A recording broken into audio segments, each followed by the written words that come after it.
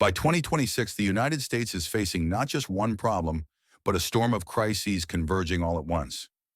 Immigration at the southern border is reaching historic highs, with towns in Texas, Arizona, and even New York City overwhelmed. Every headline screams about drugs, overcrowded shelters, and political deadlock in Washington. Republicans and Democrats keep trading blame, but neither side is delivering solutions. For ordinary Americans, it feels like the system is broken. The economy adds another layer of anxiety. Yes, unemployment is low, and the stock market keeps setting records. But beneath the numbers, debt is exploding, inflation still bites into family budgets, and the cost of housing is pushing millions into debt they can't escape. The middle class, once the pride of America, is shrinking, and people feel it every time they check their grocery bills or pay their rent. On top of that, there's the global stage. China is pressing harder on Taiwan, Russia is still at war with Ukraine, and America's allies in Europe and Asia are asking whether Washington can really keep leading. For the first time in decades, ordinary Americans are openly questioning, why should we carry the world on our shoulders when our own country feels like it's falling apart? That sentiment is growing, and it's reshaping the political map. Ian Bremmer puts it bluntly. America is a global superpower with a domestic trust problem. The government can project military strength anywhere on Earth, but at home people don't trust institutions, the media, or even each other. That gap between power abroad and weakness at home is the most dangerous fault line in American politics today. This is the backdrop of 2026. Anger at Washington, fear of decline, and a hunger for leaders who sound like they live in the same America as everyone else. And that is why J.D. Vance's message, raw, direct, and rooted in working class experience, is starting to resonate far beyond Ohio. He's not just another senator. In this environment, he represents something bigger, the possibility that America might finally break free from the old script and choose someone who reflects the frustration of the moment. In 2026, America will stand at a crossroads. This won't be just another election. It will be a moment of truth that decides whether the country can hold on to its global leadership or collapse under the weight of its own divisions. The political pendulum keeps swinging between chaotic populism and the old Washington establishment. While the media argues about whether Joe Biden can last another round or if Donald Trump will stage a comeback, a new name is quietly rising, one that could soon define the future of America. That name is J.D. Vance. Why him? Because he embodies exactly what millions of voters are looking for right now. He doesn't look or sound like a typical Washington politician. His story is the ultimate American story: survival, struggle, and climbing from the bottom up. A Marine veteran, best-selling author, and senator from Ohio, Vance speaks the language of forgotten towns and working-class neighborhoods. When he steps on stage, he doesn't flood the crowd with empty slogans. He talks the way people talk in bars, on factory floors, and in small-town backyards. It's the voice America hasn't heard in decades: raw, real, and unmistakably authentic. Ian Bremmer is listened to by presidents and billionaires because he calls things as they are. And in his forecasts, he warns, America's political elite is aging while society itself is boiling with frustration. Americans want something different: new faces, new energy, new stories. And in that vacuum, J.D. Vance is emerging as the figure who just might rewrite the rules of the game. America is facing a choice: remain trapped in the battles of the past or take a leap into the future. And if Bremmer is right, 2026 could be the first time the country seriously considers putting someone younger, sharper, and far less toxic than Trump in the White House. The only question is, will America take that leap and trust a man who, not so long ago, was standing on the sidelines of big league politics? So who exactly is J.D. Vance, and why is his name suddenly everywhere in 2026? For millions of Americans, he represents something they haven't seen in politics for a long time: authenticity. Vance didn't grow up in a political dynasty. He wasn't born into wealth or groomed in the Ivy League to play the Washington game. His story begins in the hills of Kentucky and the struggling towns of Ohio, the very places many Americans feel have been forgotten. Vance first made his mark with Hillbilly Elegy, a book that quickly became a bestseller and even a Netflix movie. But more than that, it was a mirror held up to a part of America that elites rarely talk about: the opioid crisis, broken families, shuttered factories, and the anger of working-class communities. He wasn't writing policy papers. He was telling the story of his own life, a story that millions instantly recognized as their own. Then came his career in politics.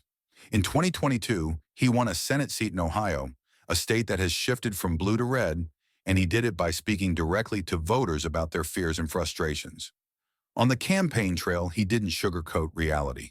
He told crowds that Washington doesn't care about them, that both parties have failed, and that it's time for someone who actually understands their struggles to take charge. That honesty, sometimes blunt, sometimes rough, set him apart. What makes Vance especially powerful today is his ability to straddle two worlds. On one hand, he's embraced by Donald Trump's MAGA base, seen as the natural heir to the movement. On the other hand, he doesn't carry the same chaos and baggage that follow Trump. He's younger, sharper, and appeals to voters who want Trump's energy without Trump's drama. That balance could make him the most dangerous opponent for Democrats in 2026 and beyond. And then there's his style. When Vance speaks, he doesn't sound like a politician.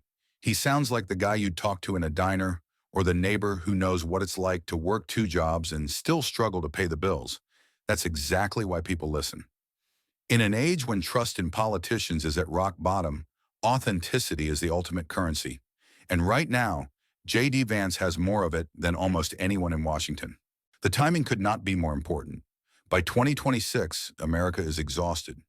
Voters are tired of the endless drama, the partisan shouting matches, and the feeling that nothing ever really changes.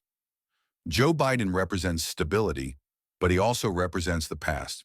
Donald Trump still commands a movement, but he's polarizing and weighed down by legal battles and political chaos.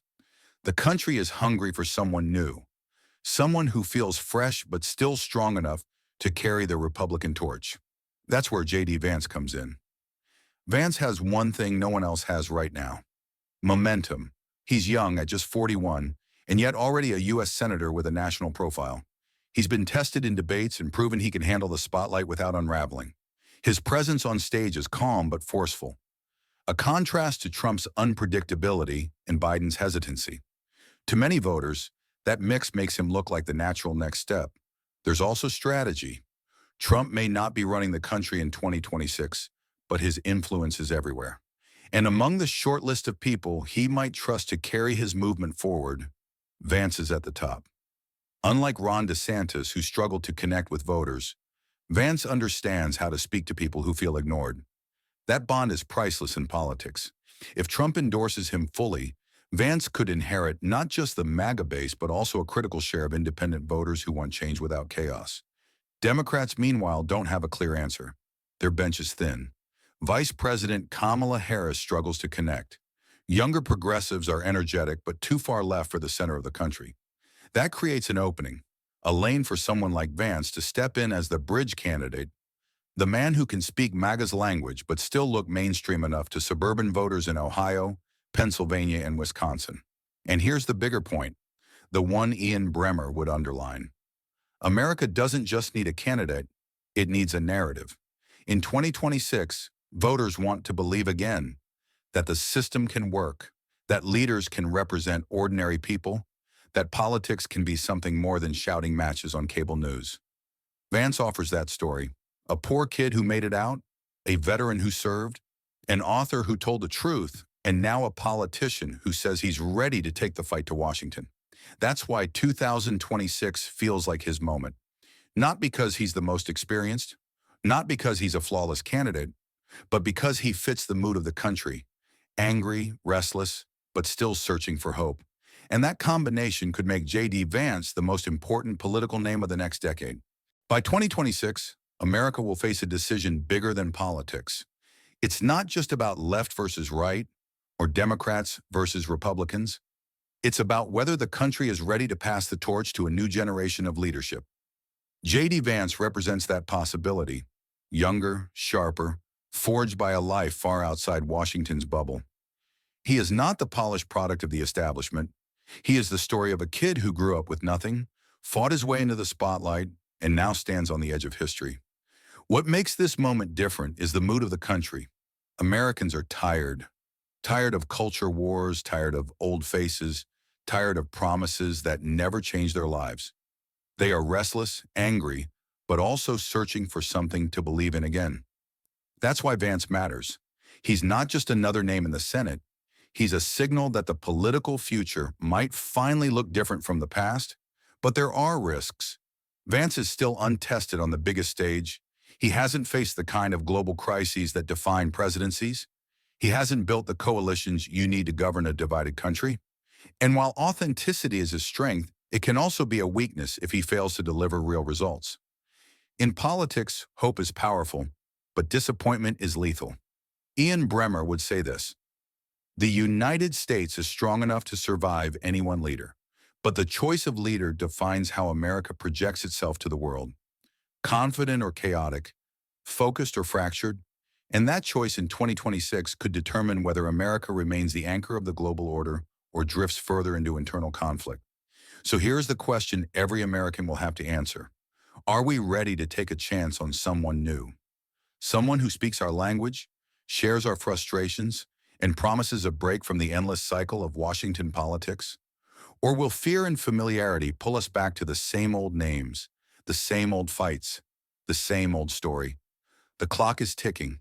2026 is closer than we think, and the future of America, and maybe the world, will depend on the answer. If J.D. Vance rises in 2026, the impact won't stop at America's borders. Every election in the United States is global, and this one could reset the way Washington deals with its allies and rivals. First, Ukraine. Vance has been careful with his words. He doesn't call for unlimited aid, but he also doesn't embrace the isolationist wing of the GOP. His message is pragmatic: support Ukraine, but make Europe pay more of the bill. That approach would change the tone of U.S. leadership. Less about writing blank checks, more about burden sharing. For Kyiv, that means continued backing, but with tougher conditions. For Europe, it means the era of American patience is running out. Then there's China. On this, Vance is much closer to Trump's tough stance than to Biden's cautious diplomacy. He has argued that China poses the single biggest long-term threat to the United States. Expect more tariffs, more pressure on American companies to pull out of Chinese markets, and a stronger military posture in the Pacific. But unlike Trump, Vance won't make it personal drama. It's not about tweets at midnight. It's about building a cold, calculated strategy to contain Beijing. For NATO, the message will be blunt. America will stay in, but allies will have to prove their worth. Vance has already signaled that he wants Europe to carry more of the defense load, echoing Trump's demands, but framing them in a calmer, more strategic way. That could actually make it harder for Europe to push back, because he won't sound reckless. He'll sound reasonable. Canada will also feel the shift. As America's closest neighbor, Ottawa often gets overlooked in the big debates. But under Vance, Canada will face sharper expectations on defense spending and Arctic security. With Russia and China pushing into the Arctic, Washington will expect Canada to step up, not just tag along. That could create friction in the U.S.-Canada relationship, but also force a stronger partnership if both sides commit. And finally, the global economy. Vance's rise signals a tougher, more nationalist trade policy. He won't shy away from tariffs or from using America's market power as leverage. That will worry Wall Street and global investors, but it will resonate with voters who believe globalization has hollowed out their communities. Ian Bremmer would put it this way: Vance doesn't represent a retreat from the world, but a recalibration. America under his leadership won't try to police everything, everywhere. Instead, it will focus on core interests: China, borders, trade, and the survival of American democracy at home. For allies, that means more responsibility. For rivals, it means less room to test U.S. resolve. In short, a President Vance wouldn't be an isolationist or an interventionist. He would be something in between, a colder, sharper America, still powerful, but less forgiving, and the world will have to adjust.